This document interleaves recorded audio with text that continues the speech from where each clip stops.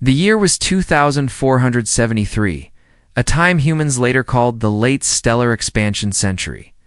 When space around Earth was usually calm and predictable, deep inside the Sol early warning network, long-range scanners watched the dark between stars without emotion or fear in Orion's Sector 9, a quiet region used mostly for trade routes and survey probes.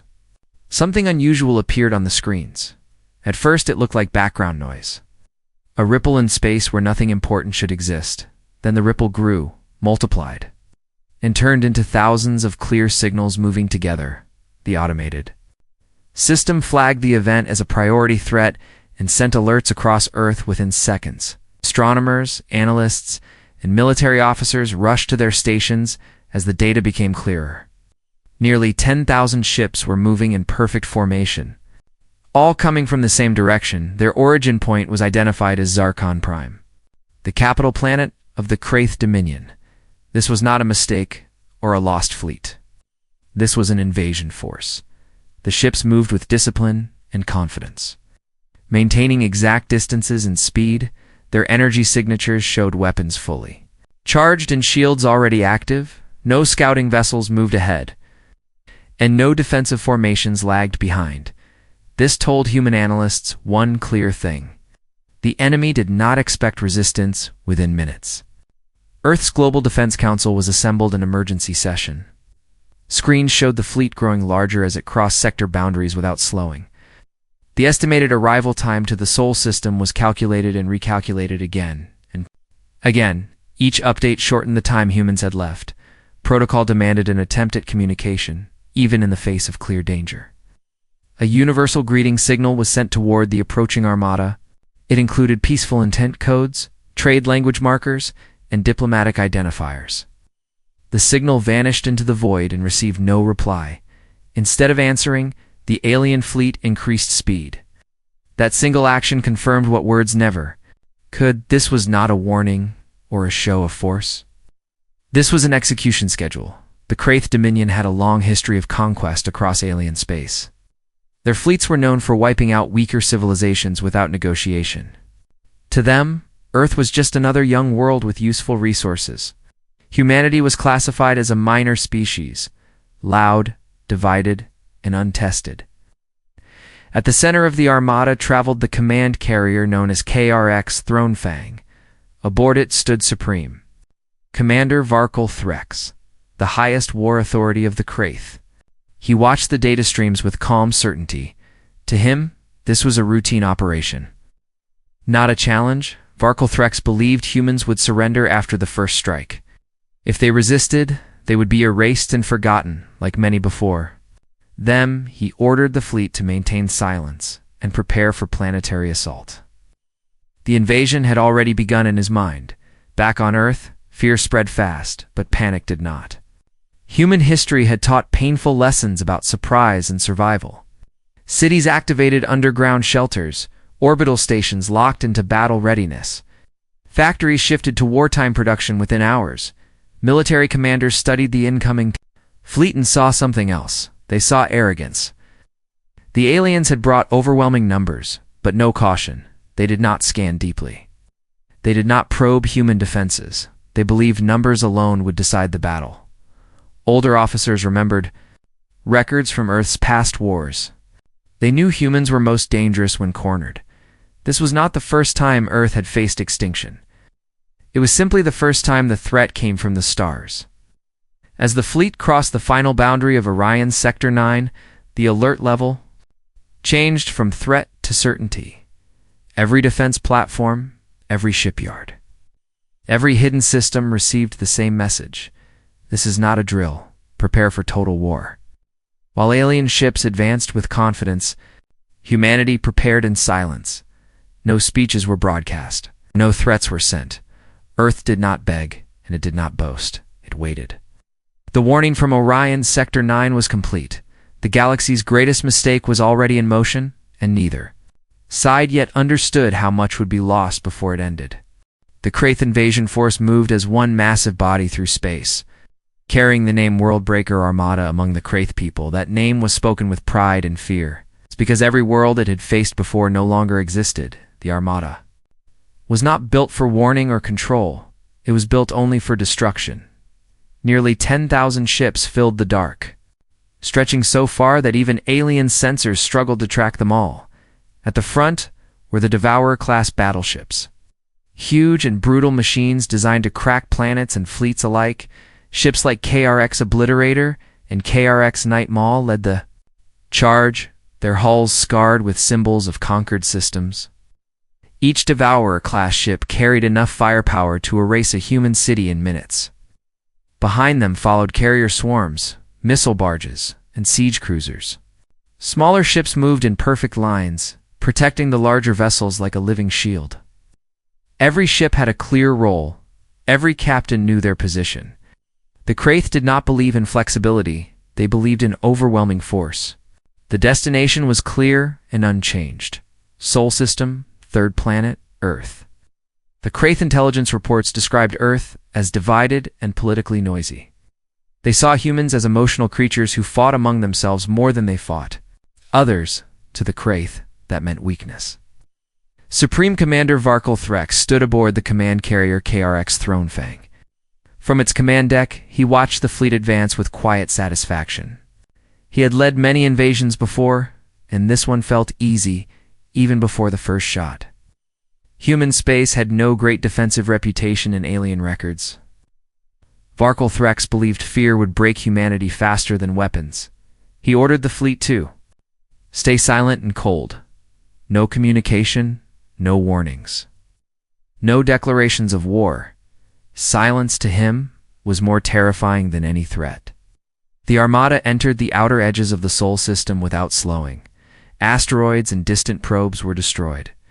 Without effort, human listening posts vanished in flashes of light, erased before they could transmit full data to the Kraith. This was simply cleaning the path forward. The timing of the attack was carefully chosen. The fleet synchronized all systems to solar time 0. At that moment, every ship would strike together. Satellites, orbital defenses, lunar installations, and fleet docks would all be hit at once. The goal was not battle, it was paralysis. Inside the Kraith ships, crews moved with disciplined calm. They had trained for this exact operation countless times. They trusted their numbers and their commander completely. None of them believed Earth could seriously resist KRX Thronefang. Remained at the center of the formation, protected by layers of escorts. Varkal Threx reviewed projected casualty numbers and barely noticed them. Losses were expected, but acceptable. In Kraith culture, victory mattered more than survival, as the Armada closed in. Long-range human sensors locked onto the fleet more clearly. This pleased the Kraith commander. He wanted humans to see what was coming.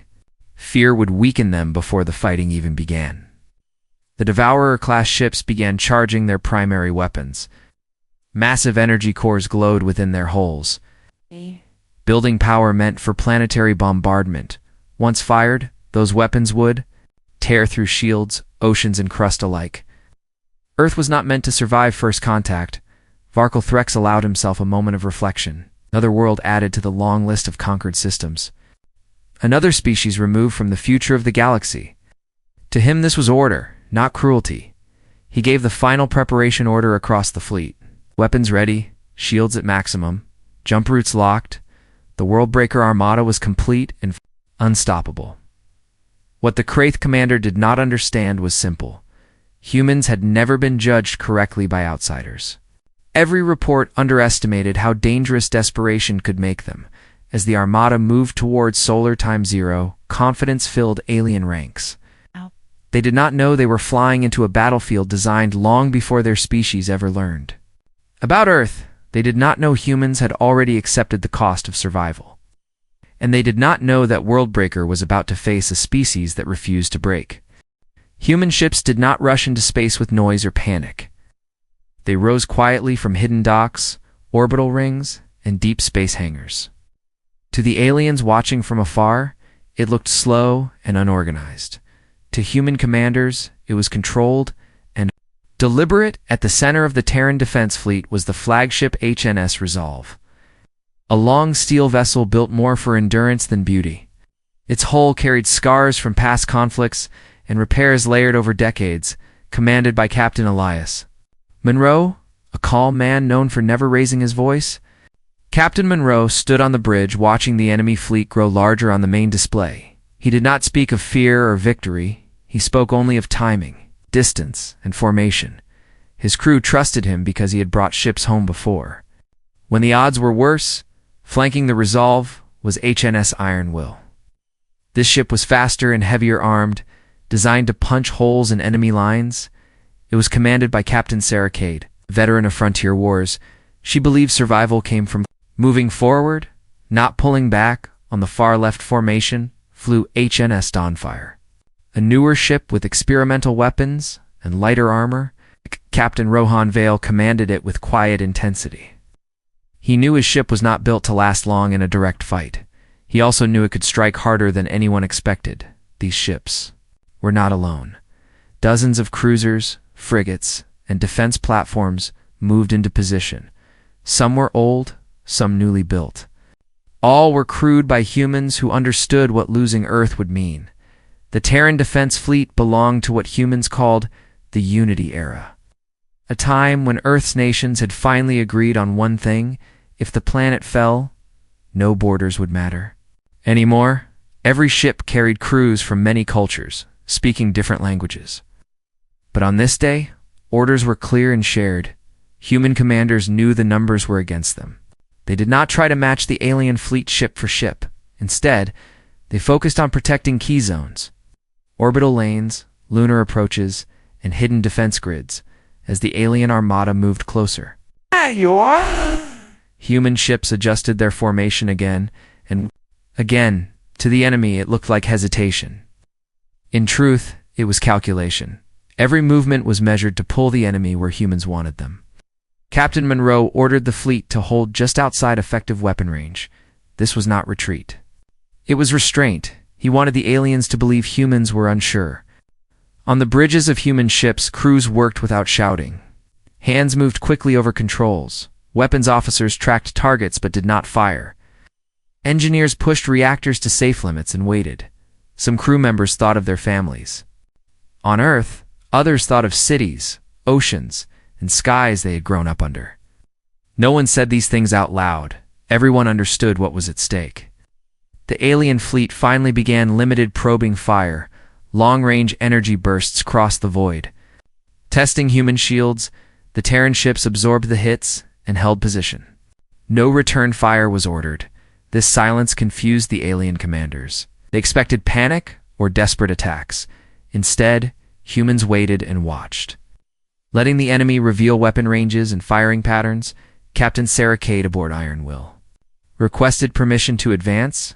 Captain Monroe denied it calmly. Not yet. The time was not right. Meanwhile, HMS Dawnfire slipped slightly out of main formation. Its movement was small and easy to miss. Captain Rohan Vale followed orders that existed only in encrypted data. Orders designed long before this battle began. As minutes passed, alien confidence grew. They believed the humans were stalling because they were afraid. They pushed forward, tightening their formation, trying to bring more weapons to bear at once. This was exactly what human strategists had predicted. The closer the enemy came, the more they relied on numbers instead of awareness. Human ships slowly fell back, maintaining just enough resistance to appear weak. Behind them, unseen by alien sensors, ancient defense systems powered up. Platforms hidden in debris fields and shadow zones woke from centuries of sleep. Human ships were not the first line of steel. They were the bait. Captain Monroe finally gave a fleet-wide message. Hold steady. No fear in his voice. No drama. Just certainty. Every human ship locked into its assigned path. Weapons remained cold. Engines burned evenly. The enemy was close now. Closer than ever to the Kraith commanders. It looked like humans were about to break. To the humans, this was the moment everything truly began. Human ships continued to fall back, toward the space between Earth and the Moon. This region was known as the Luna Drift Zone, a wide field of slow-moving debris and gravity shadows, 2 alien sensors. It looked like a dangerous and unstable place. To fight to humans, it was home terrain. The Terran fleet reduced speed on purpose. Engines dimmed slightly. Formations loosened, just enough to look tired and strained. Alien commanders watched this and felt satisfied. They believed the humans were finally losing their nerve. Supreme Commander Varkal Threx ordered the advance without hesitation. He wanted to crush the remaining human resistance in one decisive strike. Alien ships surged forward, filling the Luna drift zone with metal and fire.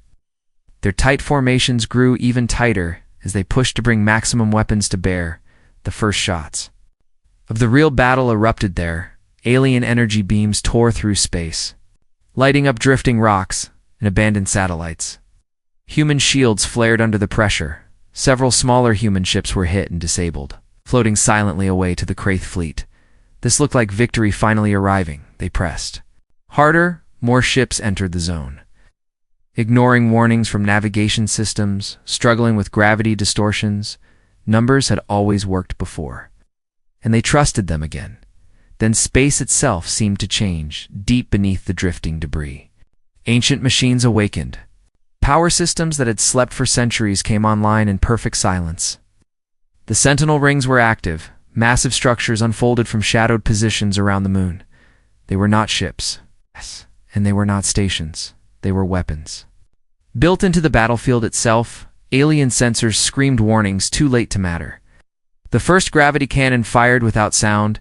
A ripple moved through space, bending light and crushing matter. Entire alien formations collapsed inward, ships folding and tearing apart as if grabbed by invisible hands. What seconds earlier had been thousands of ships became clouds of twisted wreckage. Alien commanders panicked and tried to spread out, but the Luna drift zone betrayed them. Gravity wells shifted as the Sentinel rings worked together. Escape paths twisted, and navigation failed. Human ships stopped retreating. Captain Elias Monroe gave the long-awaited order. All ships hold position, weapons free. Terran vessels opened fire from every angle. Rail cannons launched solid slugs. At impossible speeds, missile swarms followed paths calculated seconds earlier by human battle AI. Alien shields failed faster than expected under the focused attack. Captain Sarah Cade drove HMS Iron Will straight into the chaos. Her ship cut through broken alien lines, firing at close range. She did not slow down or turn away. Every shot was meant to break morale as much as hulls on the far side of the zone. HMS Dawnfire executed its hidden orders. It slipped behind enemy command relays and detonated disruption charges. Alien coordination collapsed almost instantly. Orders overlapped, signals failed, and formations shattered. Supreme Commander Varkal Threx watched his perfect armada break apart on his screens. This was not how battles were supposed to go. The humans were not fighting like prey. They were fighting like hunters who had waited a very long time. Alien ships attempted to retreat, but jump drives failed as gravity fields twisted space itself. Some vessels collided while trying to escape. Others were crushed where they stood. Unable to move at all, the Luna drift zone became a graveyard within minutes. Wreckage drifted past the moon in burning silence. Energy discharges painted the dark with flashes of blue and white. Human ships moved carefully now, striking where resistance still existed. The Sentinel rings continued firing with cold precision. Each shot removed another cluster of enemy ships. These weapons did not feel anger or mercy. They simply did what they were built to do. Varkal Threx realized the truth too late. This battlefield had been designed centuries ago. Earth had prepared for enemies it had never met, and now that preparation was being used without hesitation. Alien morale collapsed across the fleet. Captains disobeyed orders. Some tried to flee alone. Others froze and did nothing. The unity that defined the Kraith way of war was gone. Human ships pushed forward for the first time, not in reckless pursuit, but with controlled aggression. They knew the enemy was breaking, and they meant to keep it that way. The trap at Luna drift zone was complete. What began as an invasion had turned into a disaster. And for the first time in their history, the Kraith Dominion felt fear. The Terran fleet stopped pretending to retreat. The human ships now moved with full purpose. Captain Elias Monroe gave the order that had been waiting for this moment. All weapons fire. Focus on breaking the enemy completely. The Devourer-class alien ships had suffered the first shock. Now they faced relentless fire from human rail cannons and energy missiles. Every human ship targeted the strongest alien vessels first. HNS Ironwill charged forward through the broken lines, tearing apart enemy shields. Captain Sarah Cade fired carefully calculated shots, striking where the armor was weakest. HNS Dawnfire moved like a shadow among the chaos. Its experimental weapons pulsed with deadly energy. Captain Rohan Vale guided the ship with perfect timing. Missile swarms from hidden human platforms hit Devourer-class ships from angles they could not see. Explosions lit space in bursts of fire and metal. The World-Breaker Armada was supposed to be unstoppable. Thousands of ships had been counted as invincible in alien records. Now hundreds of them were gone in minutes, collapsed into floating wreckage, helpless in the Luna drift zone. Supreme Commander Varkal Threx could not understand it. His screen showed his elite ships breaking apart under attacks smaller than he expected. Signals from his captains overlapped. Confused and desperate, they had no choice but to flee or die where they stood. The Terran fleet had predicted this. They had planned every step, every retreat, every trap, every opening. The humans had used alien confidence against them. Now the aliens were reacting instead of acting. Human ships worked in perfect coordination. HNS Resolve moved to block escape routes while smaller frigates swept through broken formations. Weapons officers tracked multiple targets at once. Every calculation aimed at maximizing damage while minimizing human risk. Even damaged ships were used effectively. HNS Ironwill rammed an enemy cruiser that tried to flee. The collision disabled the alien vessel completely. Captain Cade did not pause. Moving past to take the next target behind her, Dawnfire delivered energy pulses that crippled command ships. The alien fleet began losing communication, and chaos spread. Some alien ships attempted to jump away, but Terran interference devices disrupted their engines. Jump drives failed or misfired, leaving ships stranded in the battlefield. Gravity fields manipulated by hidden sentinel rings pulled ships off course. Some collided with debris, others drifted powerless. The first carrier of the Armada, KRX Thronefang, came under direct fire. HNS Resolve targeted its weak points while smaller ships distracted escorts. Missiles pierced the massive hull, explosions shaking the enemy command center. Varkal Threx realized that his flagship was about to fall, and panic entered his calm. Exterior, the aliens tried to regroup, forming clusters to resist. But the Terran fleet adapted instantly. New firing patterns, rapid redeployments, and AI-assisted targeting tore apart every attempt. Human crews worked without fear, pushing forward with deadly precision. Energy beams struck alien ships from all angles. Hull breaches opened, fires spread, and shield generators failed one by one. The Kraith fleet that had once inspired fear, now scattered like frightened prey. What was meant to be a quick victory became a nightmare. Even the Devourer-class ships, massive and heavily armed, could not withstand the pressure. Captain Vale's Dawnfire hit one with a focused pulse that caused critical internal damage. It collapsed into debris, dragging smaller ships with it. No corner of the battlefield was safe for the aliens. Human fleet commanders communicated constantly. Updates were shared in real time. Every opportunity to strike was calculated and executed perfectly. They were not reckless. They were relentless. The Armada began falling apart completely. Supreme Commander Varkal Threx ordered a retreat. Some ships attempted to flee through gaps. Others abandoned their formation entirely. Chaos and confusion became the new order for the World-Breaker Armada. Human ships followed only when it was safe. They picked off stragglers, but did not overextend. The Terran fleet had turned defense into offense. What was once a battle of survival became a fight to destroy the enemy completely. By the end of the attack, hundreds of alien ships lay in ruins. The Luna drift zone glowed with the remains of Devourer-class vessels and smaller frigates. The World-Breaker Armada was no longer a symbol of fear. It was a testament to human strategy, planning, and courage. The Terran fleet had won the first major battle of the war, but Captain Monroe and his crew knew this was only the beginning. The cost was high, the risk enormous, yet humanity had shown it would not break. And no alien, would forget the strength they witnessed that day. Out of nearly 10,000 ships, only 17 Kraith vessels managed to escape the disaster at Luna Drift Zone. The survivors were battered, hulls scorched, shields fractured, and engines damaged. Their pilots and crews were exhausted, many injured, some missing.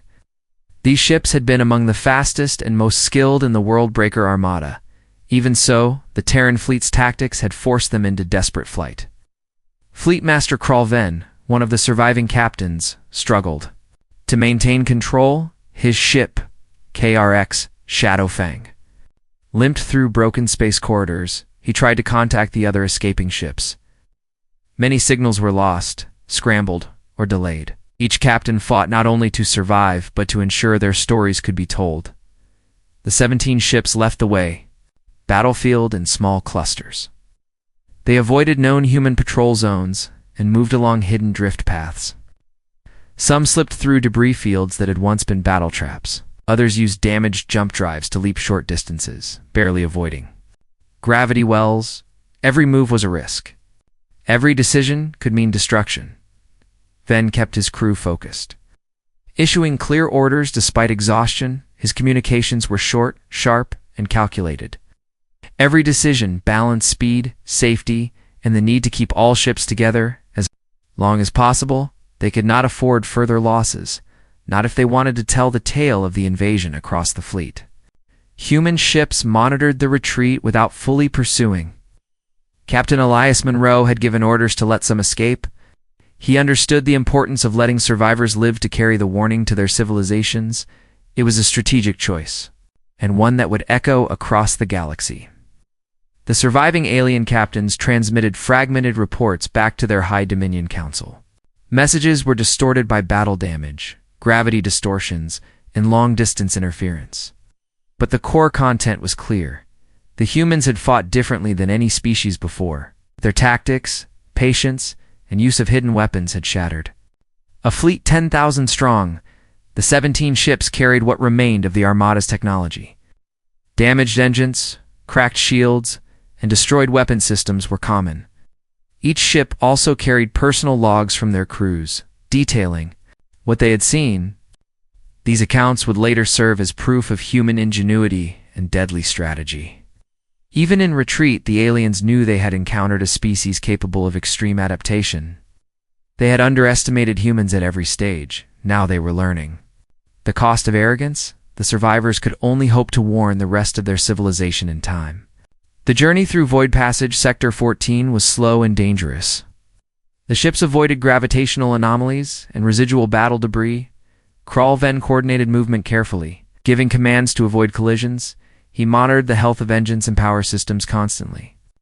Knowing that one failure could doom them all, some ships fell behind. Engines failing or shields collapsing, others barely made it through dangerous drift corridors. Survival depended on skill, timing, and a little luck the 17 ships had. All three, barely, for the first time, the alien captains understood the true power of humans. It was not just their weapons or numbers. It was their patience, planning, and the way they turned the battlefield into a trap. It was the way humans fought for survival without panic, and without giving the enemy any advantage. By the time they reached a safe distance, weeks had passed since the first attack. The 17 ships were scattered but intact, their crews exhausted, physically and mentally.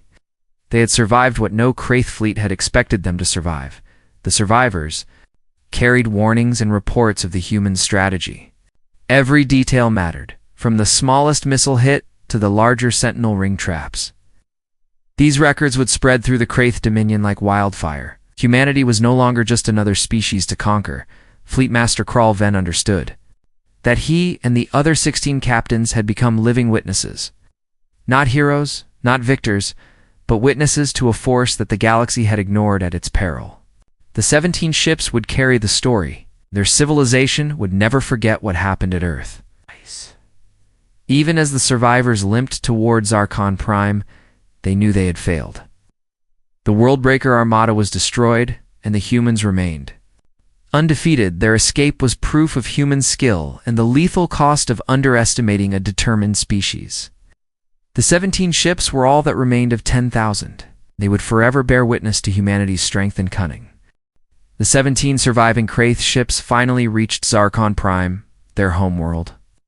The journey had taken weeks, filled with damaged engines, failing systems, and exhausted crews. Each captain knew that what they carried was more than just themselves. They carried the story of defeat, of a species they had underestimated. As they entered orbit, alarms blared across Zarkon Prime. The High Dominion Council was immediately notified of their arrival. Signals from the surviving ships were fragmented and damaged. But the essence of the message was clear. The humans of Earth were not just dangerous, they were lethal beyond expectation. Fleet Master Kralven reported first.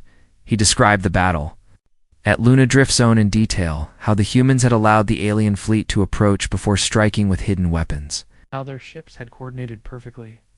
How even the massive Devourer-class ships had been destroyed. The Council listened. In disbelief, many could not comprehend how a young, seemingly untested species had shattered their armada. The surviving captains took turns giving accounts. Each filling in details the others could not see, they described the humans' patience. Precision and cold calculation, they told of sentinel rings hidden in the Luna Drift Zone, of coordinated attacks that left the Worldbreaker Armada in ruins. Every story reinforced the same lesson. Do not underestimate humanity. High Dominion officials compared this with historical records. They remembered worlds that had fallen easily, civilizations that were weak or divided. Humans did not fit the pattern. The evidence suggested that humans had adapted in ways alien strategists could not predict. They had turned defense into offense, traps into battlefields, and numbers into vulnerability. Fear began to spread across the council chambers. This was the first time they felt genuine worry about a species they had not yet conquered, some suggested. Immediate retaliation, others argued for careful study. Every faction agreed on one point: humanity could not be ignored again across Zarkon Prime. News of the surviving fleet's report caused panic in military academies and command centers. The destruction of the Worldbreaker Armada became a symbol. Generals and admirals debated how a species so young could have defeated one of the most powerful fleets ever assembled. Whispers spread among the population, fear grew with every retelling. Meanwhile, the humans had not sent any ships to pursue. The survivors, Captain Elias Monroe and the Terran fleet, remained in formation near Earth. They did not need to chase fleeing enemies. They had already proven their strength. The galaxy would learn through the survivors themselves. The 17 ships carried with them detailed tactical data, energy signatures, shield designs, weapon layouts, and battle maneuvers were all recorded. Kralven knew that this information would be dissected and studied endlessly. Every step humans had taken in the battle would become lessons for generations of Kraith commanders. But the lesson was not about victory, it was about danger, restraint, and respect. The High Dominion Council realized that Earth could no longer be treated as a minor world. It would be classified as a Death World level Omega. No fleet could approach. Without careful preparation, no strategy could rely solely on numbers or technology. Humans had demonstrated that intelligence, patience, and courage could defeat even the greatest force. Some council members wanted immediate war. Others suggested diplomacy and observation. Arguments raged for days. The survivors themselves became advisors, warning repeatedly of humanity's cunning and unpredictability. No one dared dismiss their reports. The story of the 17 ships spread beyond the council chambers. Across Zarkon Prime, across neighboring sectors, alien populations began to question the invincibility of the Kraith Dominion. Whispers of human strength reached other civilizations. The fear of humanity grew even without humans leaving their own system. Secret, human intelligence agencies monitored these communications. They did not celebrate. They knew the galaxy was learning about them. Some species might try to test them. But the first strike against humanity had failed. The survivors would carry the memory of what happened, and no one would underestimate humans again. The 17 ships would forever be remembered as witnesses. Not as heroes, not as victors. Their role was to report. To carry the truth back to the Dominion. They would live with the knowledge of their defeat, and the galaxy would carry fear of humans because of what they had done at Luna Drift Zone, the Council finally convened to act cautiously. Humans had shown restraint and intelligence. They had fought not for conquest, but for survival. That realization caused both fear and respect. The galaxy's understanding of humanity had changed forever, and the 17 surviving ships had ensured that no Kraith or neighbor would ever forget it. Humanity did not celebrate recklessly after the battle. They had survived what no one expected, but they knew this was only the beginning. Captain Elias Monroe stood on the bridge of HNS Resolve. His eyes scanned the remnants of the battlefield. In orbit around the moon, debris floated silently, twisted metal reflecting the weak light of the sun. The victory was real, but the cost was visible. Monroe gave calm orders across the fleet. Ships retracted from combat positions and began repairs. Engineers worked tirelessly to restore shields, weapons, and communications. Every crew member understood the unspoken message. This was a test of humanity, and they had passed. The survivors of the Terran Defense Fleet moved with purpose, not triumph. Once immediate repairs were underway, a decision was made to send a message into the galaxy. It was a single transmission, simple and clear. The humans did not boast. They did not threaten. They explained their intent and their warning. Peace could be chosen, but survival was non-negotiable. Monroe recorded the message personally, his voice calm but firm. Carrying the weight of Earth's defense, HNS Resolve became the broadcasting vessel. The message was transmitted from every deep space antenna. Every relay amplified the signal across nearby systems. It would reach alien civilizations that had not yet encountered humans. It would also reach the 17 surviving Kraith ships, a reminder of what happened. The content of the message was short but powerful. Humans explained that Earth did not seek conquest. Humans sought survival, growth, and understanding. But any attack on their home would be met with full defense.